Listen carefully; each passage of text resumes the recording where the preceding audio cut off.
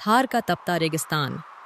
हवा का एक एक झोंका रेत को उछालकर जैसे सूरज को छूने की कोशिश कर रहा था। ऐसे माहौल में एक ऊंचा लंबा ऊंट धीमी चाल से चल रहा था। उसकी आंखों में थकान और मुंह सूखा था। तभी झाड़ियों में अचानक सरसराहट हुई और एक चालाक सियार बाहर निकला। चालाकी उसके चेहरे पर ही नहीं, उसकी पूंछ की हिलती गति में भी झलकती थी। ओहो, इतने बड़े महाराज इस धूप में अकेले क्या कर रहे हैं? रेत तप रही है और आप जल रहे हैं। मैं पानी ढूंढ रहा हूं। कई कोस चल चुका हूं। ताकत जवाब दे रही है। अरे, यही तो मेरी खासियत है। आसपास सबसे ज्यादा जगहों का पता मुझे है। मेरे साथ चलो, मैं तुम्हें पानी तक ले चलता हूं। क्या तुम सच कह रहे हो? बड़ी मेहरबानी होगी। क्या मैं और झूठ बोलता हूं?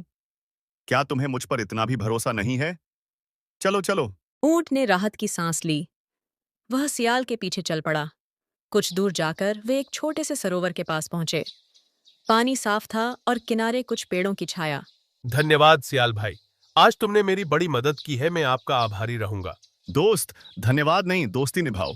तुम बड़े, मैं छोटा, मिलकर रहेंगे। सियाल मुस्कुराया, लेकिन उसकी आंखों में एक चुप्पी सी चालाकी चमकी। तभी एक कौवा उड़ता हुआ आया और बोला, काव काव, सियाल, नया साथी मिल गया क्या? चुप रे कागा, तू तो हर बात उड़ाकर ले जाता है। तभी झाड़ियों से एक छोटा खरगोश भी बाहर आया और बोला, वाह, आज तो सियाल की बहार है। बड़ा साथी मिला है जो इसे कंधे पर बिठाकर भी ले जा सकता है। मुझे मदद चाहिए थी। अच्छा लगा कि तुम सब एक साथ आ गए। खरगोश ने सियाल को आंख मारते हुए कहा। लगता है आज कोई नई चाल चलने वाला है। जैसे ही रात होने लगी, सियाल ऊंट के पास आया। दोस्त, आज चलो एक खेत में। वहां मीठे तरबूज लगे हैं। तुम बिना झुके उन्हें तोड़ दोगे। हम दोनों खाएंगे, आधा आधा। किसी के खेत से चोरी करना सही नहीं। अरे, हम भूखे हैं, थोड़ा सा खाएंगे। आधा मेरा, आधा तुम्हारा। हम दोनों की भूख भी मिट जाएगी और किसान का क्या ही बिगड़ जाएगा। तभी खरगोश बोला, सावधान रहना, मुझे इसमें कुछ गड़बड़ लग रही है। काव, सावधान ऊंट, ये भैया आधा खाना कभी नहीं बांटते। तुम दोनों चुप। चल ऊंट, तेरे और मेरे पेट की बात है। भोला ऊंट मान गया। खेत पहुंचकर ऊंट ने तरबूज तोड़कर नीचे गिराने शुरू किए और सियाल मस्त होकर खाता रहा। ऊंट ने पूछा, कितना खाया? मेरा हिस्सा कहाँ है? अरे, गिनती छोड़ो, तुमने पानी पी लिया था ना, वो तुम्हारा हिस्सा समझो। ये धोखा है सियाल। तभी किसान की आवाज आई, कौन है वहां? कागा ने उड़कर चेतावनी दी। काव काव, भागो। सियाल तुरंत झाड़ियों में घुस गया। ऊंट का बड़ा शरीर छिप नहीं सका। किसान ने उसे लाठी मारी और सियाल दूर बैठकर मुस्कुराता रहा। कुछ दिनों बाद ऊंट ठीक हो रहा था। तभी अचानक एक कोटर से एक आवाज आई। चक चक, क्या झगड़ा हो रहा है यहाँ बच्चों? सबने देखा, एक तोता, जिसकी आंखें उम्र के साथ धुंधली हो चुकी थीं, समुद्री हवा जैसा शांत स्वभाव लिए बैठा था। सियाल, तू फिर किसी को मुसीबत में डाल आया? अरे तोते, तुम तो हमेशा उलाहना देते रहते हो। काव, सच बोल रहा हूँ तोते जी। सियाल ने ऊंट को धोखा दिया। शायद मैंने विश्वास ज्यादा कर लिया। विश्वास रेत जैसा है ऊंट बालक। गलत साथी मिल जाए तो हाथ से फिसल जाता है। सियाल ने हंसी उड़ाते हुए, बूढ़े हो गए हो और तुम खुद को विद्वान समझते हो। तोते ने आंखें बंद कर लीं पर कुछ न कहा। अगले दिन सियाल फिर आया। दोस्त, ऊंट एक जगह है, नदी। वहां पानी भी है, फल भी। चलो वहां चलते हैं। खाओ, मुझे शक है इस पर। ऊंट भैया, इस बार सोच कर जाना। लेकिन उस खेत के बाद सियाल मेरे पास ही तो रुका। शायद बदल रहा हो। बदलना कठिन नहीं सियाल, पर आदतें पुरानी हो जाएं तो निभाना मुश्किल होता है। फिर भी ऊंट चल पड़ा। नदी तक पहुंचकर सबने पानी पिया, फल खाए। हवा ठंडी थी। सियाल अकेले जाकर सबसे ज्यादा फल खा आया। कागा ने देखा और बोला, काव, ये पूरे फल खा गया है। ऊंट भैया, मैंने पहले ही बताया था हिस्सा बांटना नहीं आता। मैं मेहनत करके फल लाया हूं, तुम लोग बोलते बहुत हो।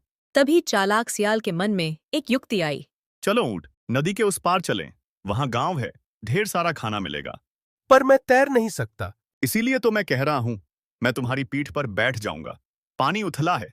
सियाल की बातें धुएं जैसी हैं, साफ नहीं दिखती पर आंखें जला देती हैं। बूढ़े तोते, तुम्हें डर लगता है, वो मेरी गलती नहीं। ऊंट चल पड़ा। पानी गहरा निकला। ऊंट लड़खड़ाया। सियाल उसकी पीठ पर चढ़ चुका था।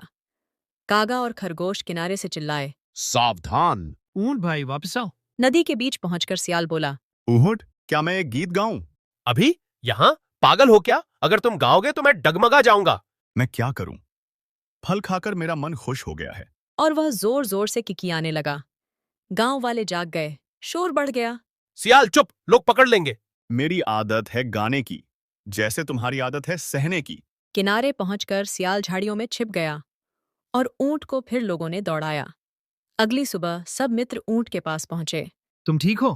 थोड़ी चोट है, पर मैं ठीक हूँ।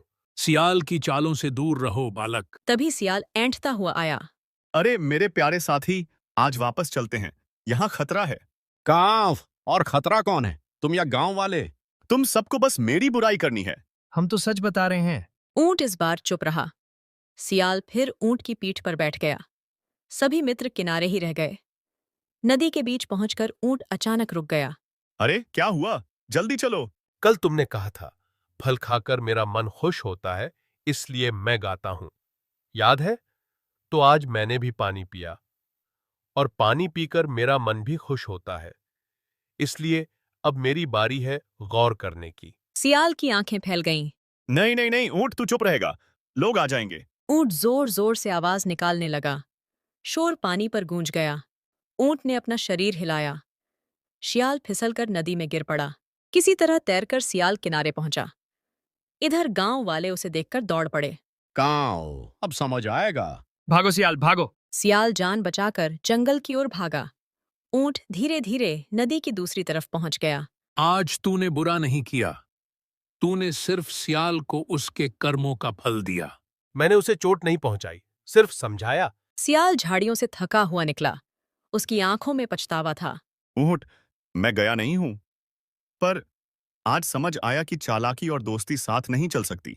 दोस्ती वही जो मुश्किल में साथ दे। तुम 3 बार मुझे मुसीबत में छोड़कर भागे।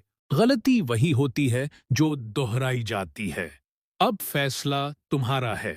सियाल, तुम बदलोगे या राह अलग करोगे? मैं कोशिश करूंगा।